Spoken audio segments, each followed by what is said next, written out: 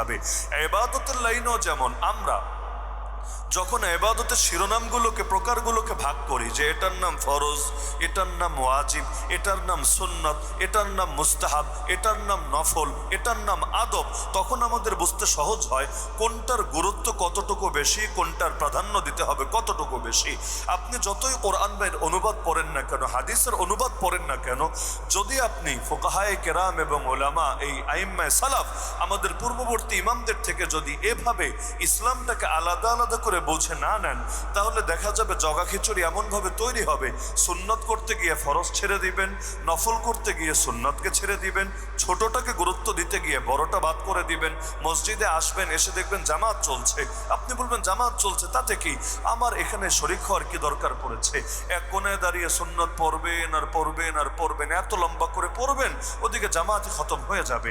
আপনি তো এটাই জানেন না যে এর নাম সুন্নত, এর নাম ফরজ, ফরজকেই বেশি প্রাধান্য দেওয়া দরকার সুন্নতের তুলনায়। তো যখন এই জ্ঞানগুলোকে আলাদা আলাদা করা হয়, তখন কোনটাকে বেশি প্রাধান্য দিতে হয় সেটা বোঝাও সহজ হয়ে যায়। তো আল্লাহ রাব্বুল আলামিন আমাদেরকে বিভিন্ন ফিতনার মধ্যে ফেলেন, যাতে করে আমাদের প্রত্যেকে যে একই ক্যাটাগরির না, আমাদের মধ্যেও যে বহুত রকম বিভাজন আছে এটা স্পষ্ট হয়ে যায়। যেমন সূরাতুল ওয়াকিয়ার মধ্যে আল্লাহ জানিয়েছেন, কিয়ামতের দিন মানুষ তিন দল হবে, তিন দল। একদল হবে ডানপন্থী, আসহাবুল ইয়ামিন, তাদের ডান হাতে আমলনামা দেওয়া হবে, আরশের ডান পাশে তাদের অবস্থান হবে। আর আরেক দল হলো আসহাবুশ শিমাল, বামপন্থী, এদের বাম হাতে আমলনামা দেওয়া হবে, তবে এভাবে না, এই হাতটাকে বুকের ভেতর দিয়ে ঢুকিয়ে পিঠের পেছন থেকে বের করে এর উপর রব্বুল আলামিন আমলনামা দেবেন, এদের অবস্থান হবে আরশের বাম পাশে। আর আরেকটা দলের নাম আল্লাহ তাআলা দিয়েছেন আস-সাবিকুন আস-সাবিকুন উলাইকাল মুকাররাবুন, অগ্রবর্তী, এরা রবের সবচাইতে বিশেষ নৈকট্যপ্রাপ্ত থাকবে। তার মানে ডান পাশে যারা আছে, ডান হাতে নেক আমল পেয়েছে, এদের চাইতেও এরা আরো বেশি এগিয়ে গিয়েছে। দুনিয়াতেও অন্যদের চাইতে তারা অ্যাডভান্স ছিল, আখিরাতেও আল্লাহ তাআলা তাদেরকে অন্যদের তুলনায় এগিয়ে দিয়েছে। কাউকে কাউকে তো এমন মাকাম দিবে, হাদিসের মধ্যে আছে, ইয়াগবিতুহুমুল আম্বিয়া ওয়া শুহাদা, সাধারণ উম্মত, কিন্তু আল্লাহ তাকে এমন মাকাম দিবে, তাকে দেখে নবীরাও ঈর্ষা করবে, শহীদরাও ঈর্ষা করবে। আল্লাহ কি আমল করলো সে, কোন আমলের ওসিলায় তুমি তার এত বড় মাকাম দিলা? এর মানে এটা না নবীর মাকামের চাইতে তার বড় মাকাম হবে, এর মানে এটা না শহীদের চাইতেই তার মাকাম বড় হবে। অনেক সময় বড় ব্যক্তিও ছোট ব্যক্তির কোনো গুণ দেখে ঈর্ষা করতে পারে, অস্বাভাবিক ব্যাপার না। তিনি বড়, সব বিবেচনায় বড়, কিন্তু কোনো একজন ছোটকে এমন কিছু স্পেশাল কিছু আছে তার ভেতরে, এটা দেখে বড় বড় ব্যক্তিও মাঝে মাঝে হয়রান হয়। যেমন বাংলাদেশের বড় একজন আলেম একজনের গজল শুনলো, শুনে বলল মাশাআল্লাহ এত সুন্দর কণ্ঠ, তার মানে তিনি কণ্ঠ নিয়ে ঈর্ষা করছেন। কণ্ঠ নিয়ে ঈর্ষা করার মানে এটা না যে গজল গেয়েছে সেই বড় আলেমের চাইতে বড় হয়ে গিয়েছে, না, বরং সে আলেমে বড় আছে, একটা গুণের ক্ষেত্রে তিনি তাকে নিয়ে ঈর্ষা করছে। কিয়ামতের দিন উম্মতের এমন কিছু ব্যক্তি থাকবে যাকে দেখে নবীও ঈর্ষা করবে, শহীদরাও ঈর্ষা করবে। কোন গুণের অধিকারী? হাদিসের মধ্যে আছে তাদের গুণটা হলো তারা একজন আর একজনকে আল্লাহর জন্য ভালোবাসতো, কোনো আত্মীয়তার সম্পর্ক ছিল না, কোনো ব্যবসায়ী লেনদেনও ছিল না, দুনিয়ার কোনো ধান্ধাই ছিল না, বরং একজন আর একজনকে আল্লাহর জন্য ভালোবাসতো। আল্লাহ তাআলা কিয়ামতের দিন তাদেরকে নূরের মেম্বারের উপর বসাবে। হ্যাঁ, বলতে পারেন যে একজন আর একজনকে আল্লাহর জন্য ভালোবাসলে এত বড় মর্যাদা কেন দেবে?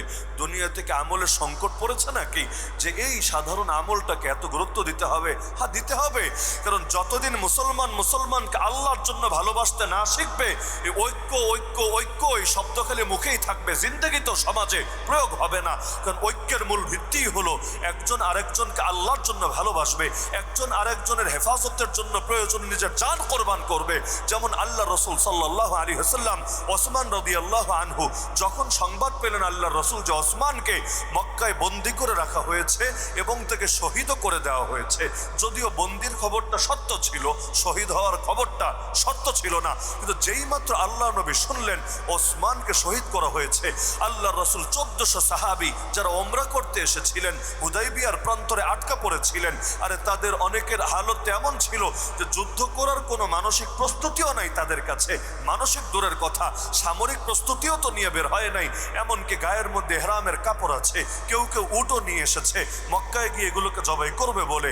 এর মধ্যে আল্লাহ রসুল 1400 সাহাবীকে একটা গাছের নিচে একত্র করে বললেন, শোনো, সংবাদ পেয়েছি ওসমানকে শহীদ করা হয়েছে, একজন মুসলমানকে শহীদ করা হবে আর আমরা সবাই চুপচাপ করে বসে থাকবো, এটা কিছুতেই হতে পারে না।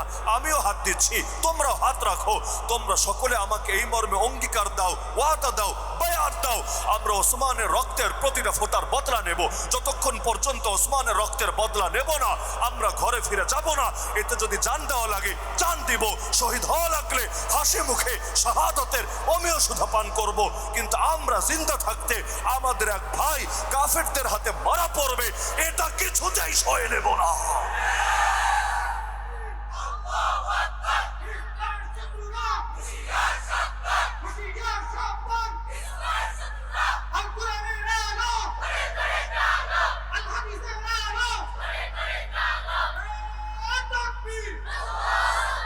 কাদের থেকে অঙ্গীকার নিচ্ছেন, কাদের থেকে জিহাদ আর শাহাদাতের বায়াত নিচ্ছেন? যাদের থেকে নিচ্ছেন তাদের মধ্যে ওসমানের চাইতে দামি ব্যক্তিও আছে, আবু বকর রাদিয়াল্লাহু আনহু আছেন, ওমর রাদিয়াল্লাহু আনহু আছেন। গোটা উম্মত একমত আবু বকরের দাম ওসমানের চাইতে বেশি, ওমরের দাম ওসমানের চাইতে বেশি। এমনকি আল্লাহ রসুল নিজেই তো আছেন, আল্লাহ রসুলের দাম তো সবার চাইতে বেশি।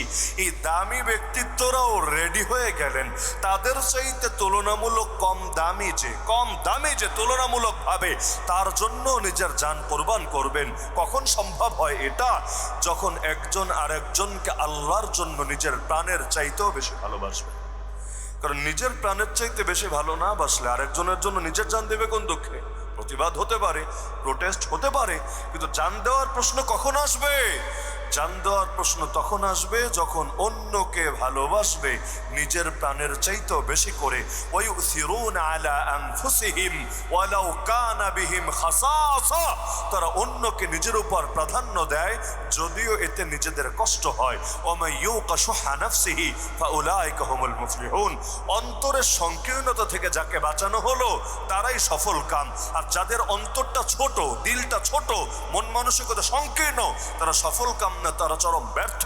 এজন্য আল্লাহ দোয়া শিখিয়েছেন, রব্বানা ইগফির লানা ওয়া লিইখওয়ানিনা আল্লাযীনা সাবাকুনা বিল ঈমান ওয়া লা তাজআল ফী কুলুবিনা গিল্লাল লিল্লাযীনা আমানু। হে আল্লাহ, ঈমানদারদের ব্যাপারে আমাদের অন্তরে যাতে হিংসা তৈরি না হয়, বিদ্বেষ তৈরি না হয়, দুশ্মনী তৈরি না হয়, সেই তৌফিক তুমি দিও। তাহলে মুসলমানের অন্তরে মুসলমানের জন্য শুধু ভালোবাসা থাকবে, শত্রুতা থাকবে না, হিংসা থাকবে না, বিদ্বেষ থাকবে না। আর শত্রুতা থাকবে, অবশ্যই থাকবে, তবে মুসলমানের ব্যাপারে না, ইসলামের দুশমনদের ব্যাপারে। আশিদ্দাউ আলাল কুফার রুহামাউ বাইনাহুম আদিল্লা আলাল মুমিনিন আইজ্জা আলাল কাফিরিন। মুমিনদের জন্য একেবারে পানির চাইতেও নরম আর কাফেরদের জন্য পাথরের চাইতেও শক্ত। কারণ